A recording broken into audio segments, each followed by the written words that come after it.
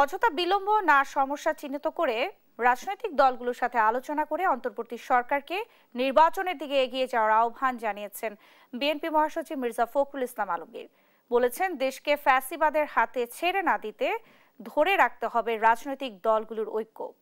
শনিবার July August গণ অভ্যুত্থানের বর্ষপূর্তিতে জাতীয় প্রেস ক্লাবে গণতন্ত্র মঞ্চ আয়োজিত গণ অভ্যুত্থানের প্রত্যাশা ও দেশের গণতান্ত্রিক উত্তরণের পথ শীর্ষক আলোচনায় এই কথা বলেন বিএনপি মহাসচিব।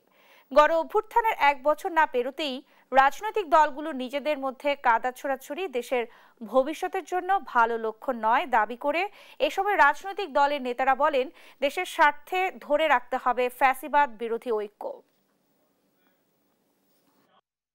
নির্বাচনকে বিলম্বিত করার জন্য যে পায়তারা চলছে এটাকে বরদাস্ত করব না। প্রতিবার একটা করে অভ্যুত্থান হবে, জনগণ প্রাণ দেবে, আমাদের ছেলেরা প্রাণ দেবে এবং একটা সুযোগ তৈরি হবে। আর আমরা আমাদের দায়িত্বহীনতার কারণে আমরা সেই সুযোগ হারাবো। এটা হতে দেওয়া উচিত নয়।